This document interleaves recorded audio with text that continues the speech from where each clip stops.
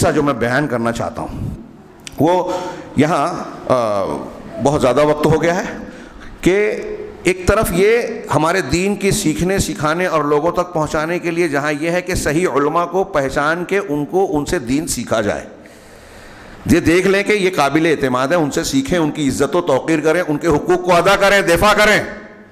یہ ایک. اس کے بالکل الٹ جو اہل بدعت ہیں، اہل خرافات ہیں، گمراہ ہیں، جن کے یہاں انحراف پایا جاتا ہے، ان کی نشاندہی کرنا بھی دین کی دعوت کا حصہ ہے.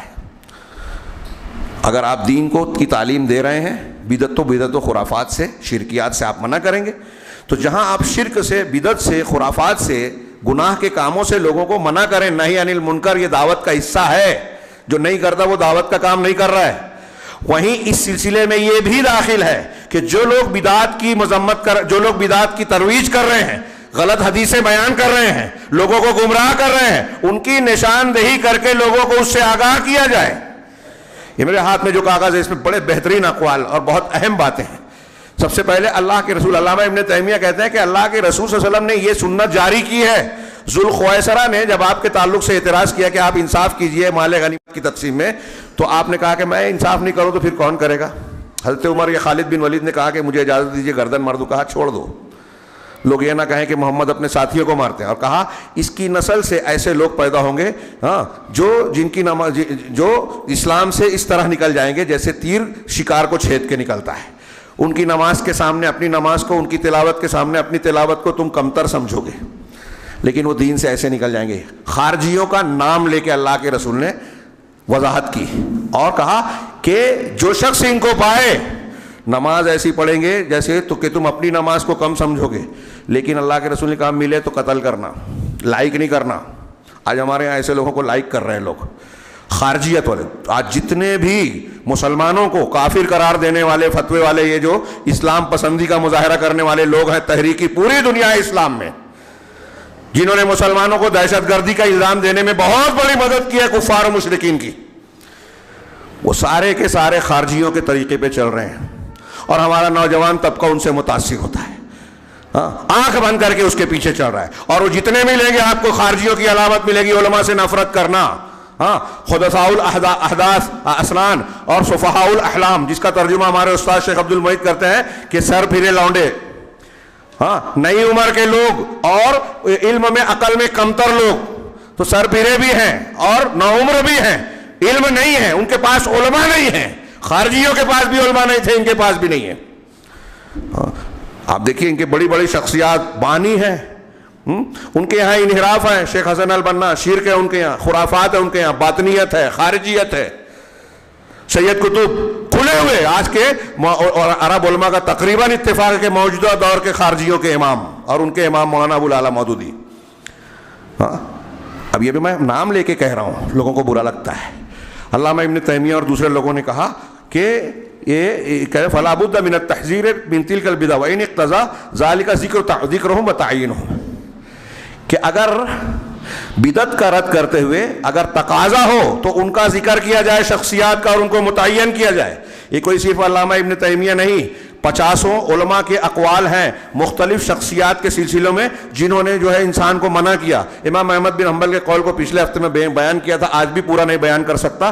اس کے اخیر میں حارث محاسبی کے پاس ایک شخص جا رہا تھا، ان کے پڑوسی آئے، کہا یہ میرا پڑوس میں رہتا ہے، یہ محاسبی کے مجلس میں جاتا ہے. امام احمد بن حنبل غصہ ہو گئے، کہا کہ وہ ایسا ہے، بدعتی ہے، جو بے خبر ہے وہی اس سے متاثر ہوگا. تو انہوں نے کہا کہ یار وہ تو اچھی باتیں بھی بیان کرتا ہے. یہ آج کل ہمارے نوجوان کے وہ تو اچھی باتیں بھی بیان کرتے ہیں. تو امام احمد بن حنبل کہتے ہیں کہ لا تغتر بتنکیس راسہ، اس کی جو عقل پھر گئی ہے اس سے تم دھوکہ نہ کھاؤ، اس لیے کہ وہ برا آدمی ہے. ذاک لا یعرف الا من، یہ بات وہی جانے گا جو اس کی اچھی طرح اطلاع رکھتا ہے، اس سے بات مت کرو، اس کی کوئی عزت نہیں ہے. اور ہر وہ چیز جو اللہ کے رسول کی احادیث سے وہ بیان کرتا ہے، اور کل من، معاف کرنا، کہہ رہے ہیں کہ ہر وہ شخص جو اللہ کے رسول کی حدیث بیان کرتا ہے اگرچہ وہ بدعتی ہو، کیا تم ان کی مجلس میں بیٹھو گے؟ اور اس کی کوئی کرامت اور عزت نہیں ہے، اور وہ ایسا کہتا ہے. علامہ امام احمد بن حنبل کا یہ قول میں بیان کرنا چاہتا تھا کہ ہر وہ شخص جو حدیث رسول بیان کر رہا ہے اس کے پیچھے آپ مت بھاگو، اس کی مجلس میں مت بیٹھو، اس کی کلپ مت سنو، اس کو لائک مت کرو. اگر اس کے اندر بدعت ہے، انحراف ہے، اہل سنہ والجماعہ کے متفقہ طریقے سے ہٹا ہوا ہے، مت سنو اس کی بات. اور یہ علماء کا کام ہے کہ نشاندہی کریں اس کے یہاں گمراہی ہے، اور عوام کا کام ہے کہ اس کو سمجھے مانے، اپنے اعتماد والے لوگوں کی طرف رجوع کریں. ہاں، اور پھر یہ علامہ امام ابن بطہ رحمہ اللہ کا قول بہت شاندار ہے، میں آخری پیش کر رہا ہوں. وہ کہتے ہیں کہ علامہ ابن بطہ نے ذکر الاسماء ہاں وشیء من الصفات، کہ انہوں نے کچھ نام اور کچھ صفات، اہل بدعت کے کچھ نام اور کچھ صفات بیان کی، اور پھر یہ بتایا کہ ان کی کتابوں سے بچو. عرب علماء اور ہمارے سلف لوگوں کو بولتے تھے کہ یہ کتاب نہیں پڑھنا. آج ہمارے یہاں بولا جائے تو وہ ضرور پڑھیں گے، کیونکہ وہ اپنے آپ کو بہت چالاک سمجھتا ہے ہر شخص. لوگوں کے لیے منع ہے، میں بہت عقل مند ہوں. اور جب آپ بدعتی کی کتاب پڑھو گے، اس کی مجلس میں بیٹھو گے، کچھ نہ کچھ اثر قبول کرو گے. کہہ رہے ہیں اس کا ذکر کرتے ہوئے، اور کہہ رہے ہیں کہ تاکہ ان کے افکار سے آدمی بچا رہے. اور پھر اہل بدعت کے اقوال اور ان کے طوائف کا ذکر کرنے کے بعد کہتے ہیں کہ یہ الگ الگ قسمیں ہیں، قبائل ہیں، شعوب ہیں، ان کی الگ الگ صنوف اور الگ الگ گروہ ہیں.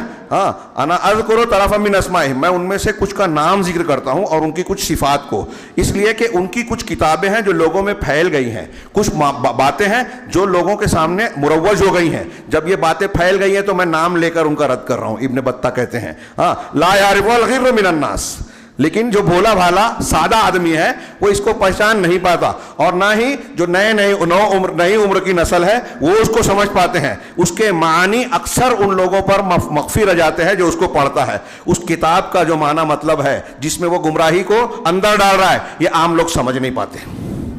ایسی کتنی یہ علامہ دانشور مفکرین کی کتابیں ہیں جو آج ہمارا نوجوان پڑھ رہا ہے اور اس کی انحراف کو، خامیوں کو نہیں سمجھتا، اس سے متاثر ہو جاتا ہے. یہ ابن بطہ اپنے زمانے میں کہہ رہے ہیں، محدث ہے، کہہ رہے ہیں فلعل الحدث، چنانچہ جو نیا آدمی ہے وہ ہو سکتا ہے کہ کسی ایسے آدمی کی جو ان بدعتی مقالات والے ہیں ان کی باتوں کو پڑھ کر اس میں مبتلا ہو جائے، یہ دیکھ کر کہ یہ اپنی کتاب کو اللہ کی حمد و ثنا سے شروع کر رہا ہے، ہاں، اور لمبے اللہ کے نبی صلی اللہ علیہ وسلم پر لمبی چوڑے درود سلام بھیج رہا ہے. پھر اس میں ثم یہ سب دیکھ کر وہ متاثر ہو جاتا ہے عام آدمی کہ یہ تو مسلمان ہے، اللہ کی حمد و ثنا بیان کر رہا ہے، قرآن حدیث کا ذکر کر رہا ہے.